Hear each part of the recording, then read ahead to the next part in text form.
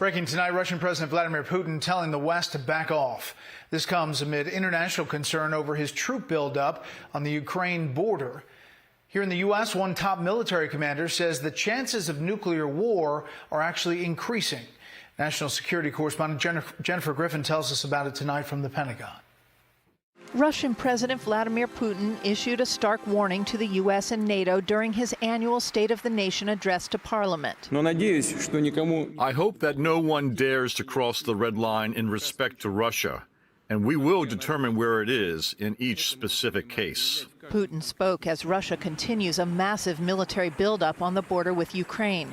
New satellite images show dozens of fighter jets lined up on tarmacs in southern Russia and Crimea. Top U.S. military commanders warned that new threats facing the U.S. have them seriously worried for the first time that U.S. adversaries may consider using a nuclear weapon as the, quote, least bad option.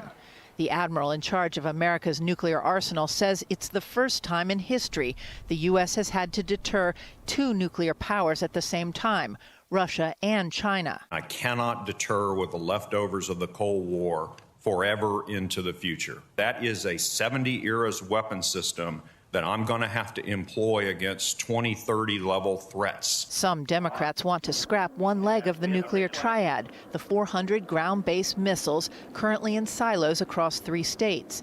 The head of Strategic Command says he needs to replace, not update, those 50-year-old Minuteman III missiles.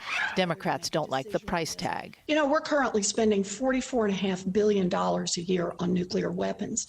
And I know that Stratcom likes spending that money, but I don't. The U.S. stopped keeping nuclear-capable bombers like these B-52s in Louisiana on 24-hour alert in 1991. But Admiral Richard warns if the U.S. scraps its ground-based missiles, it would have to rely too much on submarine-launched nukes. And under those conditions, I would request to re-alert the bombers.